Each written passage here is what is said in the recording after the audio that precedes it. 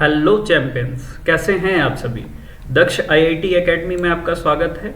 मैं सुशांत आर सिन्हा आप लोगों के लिए जेई मेंस के सीरीज को लाया हूं, यानी रिपीटेड क्वेश्चन, ऐसे क्वेश्चंस जो बार बार आते हैं जेई मेंस में, उसके एक सीरीज को हम लोगों ने डिज़ाइन किया है, पूरी टीम ने डिज़ाइन किया है।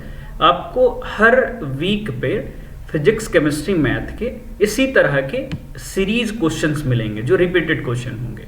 चलिए हम लोग देखते हैं इस क्वेश्चंस को और आज डिस्कस करेंगे फिजिक्स के क्वेश्चन को। क्वेश्चन ये है, a thin wire of length L and uniform linear mass density rho is bent into a circular loop with a centre at O। ये एक फिगर दिया हुआ है। ये बोला है कि x एक वायर है जो एक एक्सिस के अलोंग है और इसको बेंड कर दिया गया एक सर्कल के अलोंग जिसका सेंटर O है। पूछ रहा है आपसे the movement of inertia of loop about axis, इसी एक्सिस के अबाउट मूवमेंट ऑफ इनर्शिया क्या होगा। आप ऑप्शंस देख सकते हैं, ऑप्शंस ये दिए हुए थे। चलिए हम लोग इस क्वेश्चंस को बनाते हैं। हम लोग एक्स एक्सिस के अबाउट हम लोग को मूवमेंट ऑफ इनर्शिया निकालना है। उसके लिए हम लोग कुछ कंसिडर करेंगे। यहाँ पर रेडियस नहीं था क्वेश्चन में, इसलिए हम लोग रेडियस को कंसिडर किए आर। एक एक्सिस हम लोग ड्रॉ किए जो पैरेलल होगा एक्स एक्सिस के, जिसको हम लोग वाई एक्सिस बोले, इसमें मैंने बताया भी है।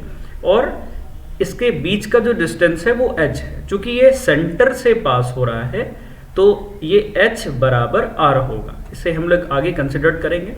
दूसरा एक्सिस मैंने बनाया एस एक्सिस, ये जो परपेंडिकुलर होता है, चूंकि 3D प्लेन आप देखेंगे तो एक x, एक y, एक z एक्सिस होता है। यहाँ पर x का नाम एस दिया हुआ है, बस इतना ही है।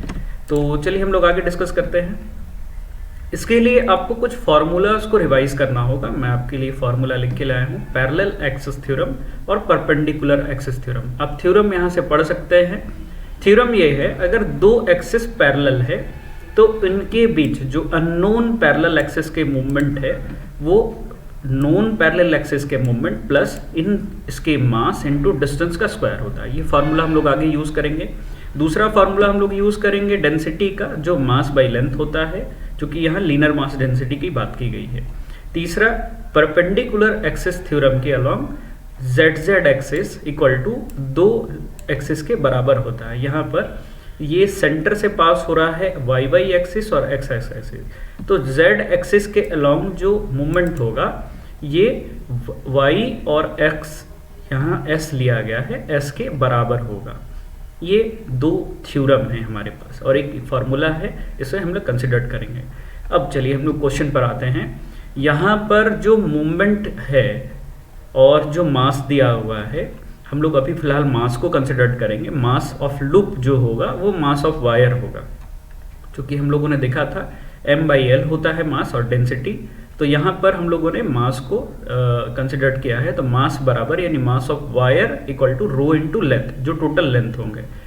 अब आगे बात करते हैं। If thin wire of length L is bend into circular loop, चूंकि एक थिन वायर को सर्कुलर लूप में कन्वर्ट किया गया है, सर्कल बनाया गया है, तो इसके सर्कमफेरेंस जो होगा यानी 2πr जो होगा इसके रेडियस के along is equal to L होगा। यहाँ से हम लोग r निकालेंगे और इसको आगे यूज करेंगे।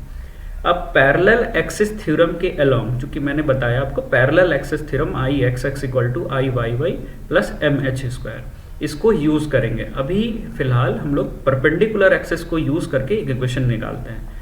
परपेंडिकुलर एक्सिस यानी z एक्सिस जो है ये y एक्सिस और s एक्सिस के बराबर है।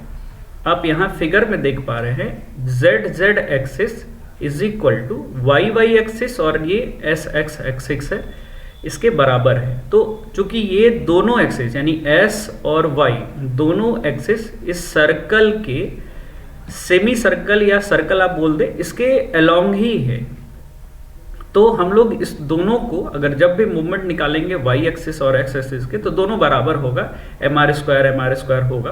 तो यहाँ पर हम लोग देखेंगे जो z एक्सिस है उसका जो मूवमेंट होता है वो मूवमेंट या mass of loop into distance का स्क्वायर, ये मूवमेंट का फॉर्मूला है टोटल। यहाँ y एक्सिस को मैंने इसी तरह रख दिया। x या s एक्सिस जो है ये सेम होता है, क्योंकि मैंने अभी बताया ये मास डिस्ट्रीब्यूशन जो है ये सेमी सर्कल के अलोंग है, x और y या z के अलोंग है। तो हम लोग इसके बीच में करेंगे तो ये दोनों सेम हो जाएगा सेमी सर्कल के बीच में, तो ये दोनों बराबर होगा।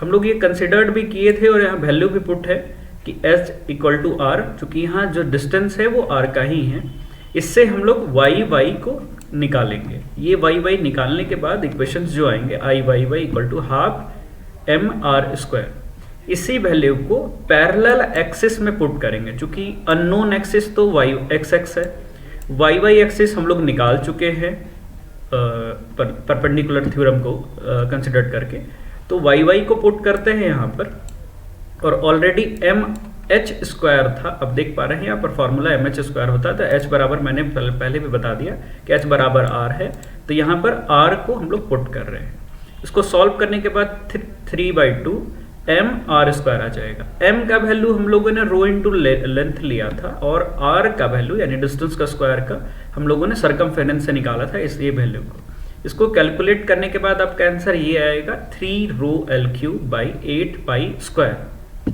और क्वेश्चन के हिसाब से